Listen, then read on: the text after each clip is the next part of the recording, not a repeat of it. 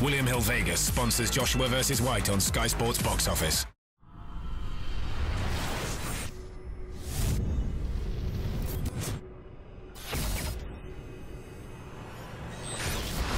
This is KUGAN CASSIUS Rifle TV in association with Macklin's Gym Marbella. We're at the Reebok Gym here in Canary Wharf for the Bad Intentions workout. With me I have promoter Barry Hearn. How are you, Edward? How are you? Fantastic facility here. Not even getting paid to say it. But it is a little plug. No, listen, this is one. It is the best gym I've ever seen. Cardio floor up the top, weights facility, looks like some MMA facility, boxing. No idea how much it is. I could imagine the membership is quite lumpy, but a fantastic facility. Lovely turnout. Chris Eubank Jr. about to get in the ring, and Mitchell's just finished, and Joshua coming after. I'm sure if you sent them one tweet, you'd be offered a membership. Yeah, but it's too far for me to come anyway. Go to the Stock Country Club. I don't look like... All right, steady. Let's be honest, I don't look like I see too many gyms these days. I've actually got a funny story. So, when I was in Canada for the James DeGale fight, I'd say actually about 3 or 4 years ago, no, 2 or 3 years ago, I had a couple of suits made. Really nice suits. Tom Sweeney, shout out Tom Sweeney, might get a freebie, you never know. Anyway, as I've become progressively fatter over the years, they've become progressively tighter. And every time I go to get through the ring, I can feel them, you know, round the thighs and crutch, like it's 50-50 that we're going to survive. But over the years, somehow, they've managed to stand up. In Canada, at the end of the Butte fight, I got up, I went into the ring, got through, the entire crotch of my trousers ripped. So from then, I had to sort of pull them together like that and pull my blazer down. And I was trying to celebrate in the ring, doing points. But of course, where you're up high in the ring, people down below, the front row, I don't know what they saw. Probably not the nicest view in the world, but I managed to start it out. But it was a large rip to the whistle in Canada. So going back to my story, I haven't seen a gym for a long time, but I'm going to try and do a little bit of weight this week to get in the suit on Saturday night and hoping that we don't lose the crotch again of the trousers. That is my story, and we'll wrap it up there. Thanks a lot. All right, cool. Do you know what? On IFL TV, we've never had a trouser story, and then in a week we get two. Because we had the Dylan White, Anthony Joshua trousers. Yeah. Your one, I mean, who's ever next? Adam Smith and his Jim Jams, yeah. Let's talk about Kevin Mitchell first of all. This is a tough fight for Kevin Mitchell, isn't it? I mean, he went through it with Linares. It wasn't to be that night, but Barroso is a serious opponent. Yeah, I feel a bit sorry for Kevin because only those who really study their boxing and know their boxing will know how dangerous and good Barroso is.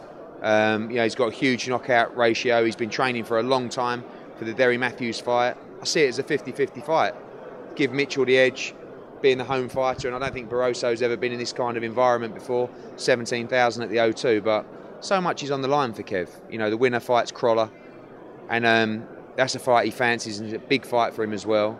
But he has to get through Barroso, and it's a real banana skin because, especially in the early rounds, he's going to be very, very dangerous. But I think Barroso can be hurt too, and I think it's going to end up being a shootout, that fight. I think it will finish inside 6 rounds, and fingers crossed that Mitchell's the winner.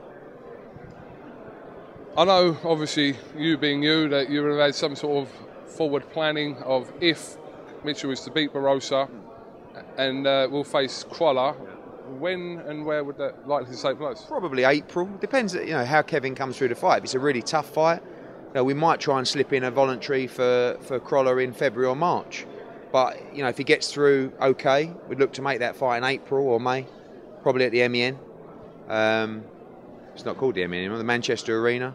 It's a great fight, but he has to come through Saturday night. And Mitchell, people always say that, I always give Mitchell shots, but look at the guys that he's fought. Under me, he fought Maduma at Wembley, which was such a tough fight. He got through that.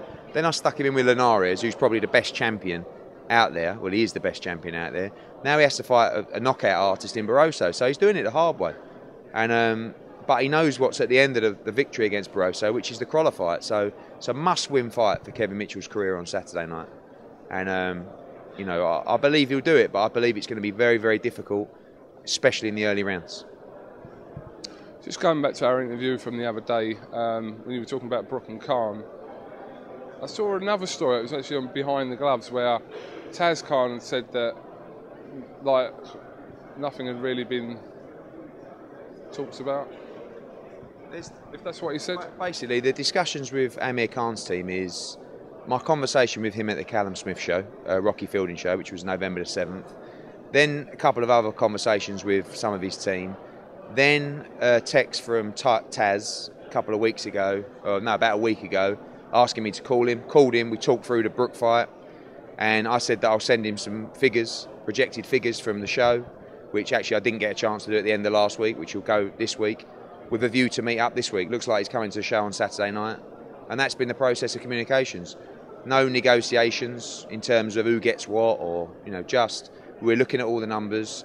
We've both stressed that we want to make the fight, and I believe that it's a fight that will happen this summer, and that's about it. But obviously, until we... sorry. You just missed Chris Eubank vaulting the ring. I hope Helder got that. Sonny Donnelly should have got that, otherwise he's sacked. 8 people working for you these days. It's only 3 of us. So that's about as far as it's gone. 3 or 4 conversations, no negotiations, looking at the numbers this week, hopefully find some common ground. Are you Quigg Frampton confident that this fight will happen? Yes. You know, through speaking to me, there was a time when all of a sudden I said, this fight will happen.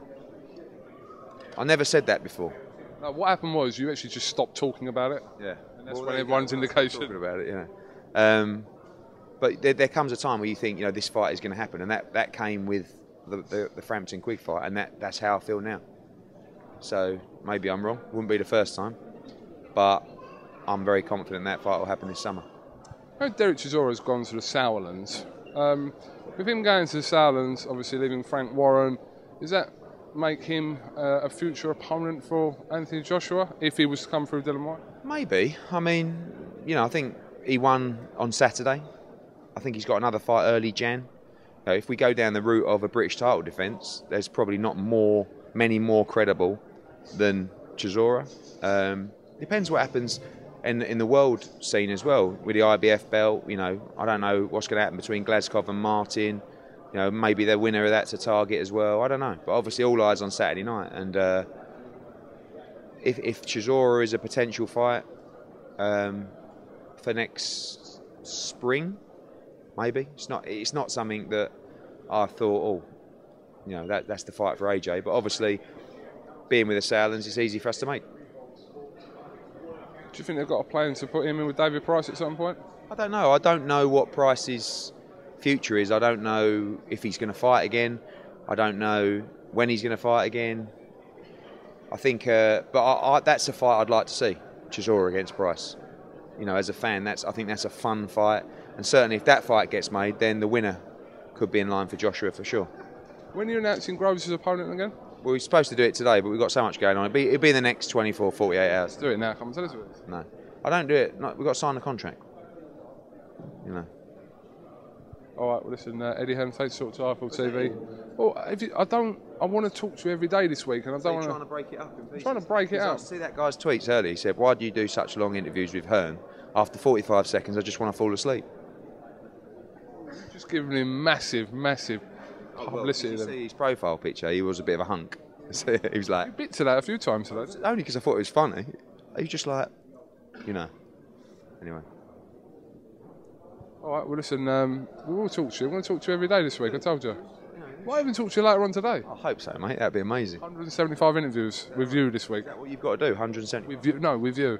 No, but is that what you've been told to do by your sponsors? I haven't been told to do anything. You know, you never used to be dictated to, but obviously now, you know, you're told what to do by your commercial partners.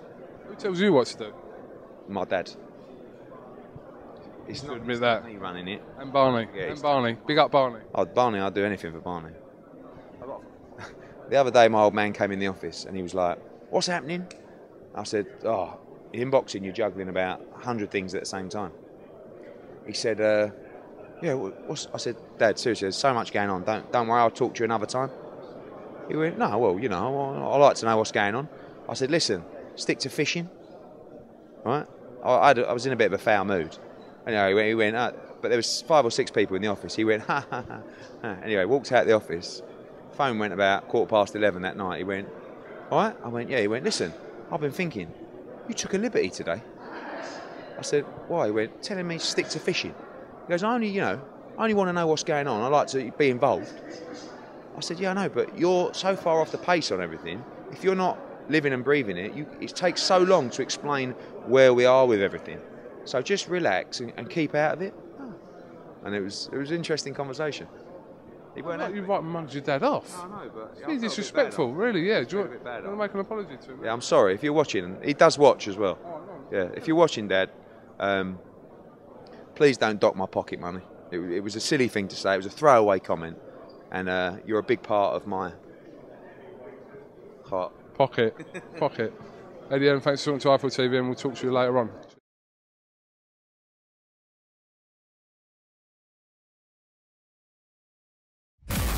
William Hill Vegas sponsors Joshua versus White on Sky Sports Box Office.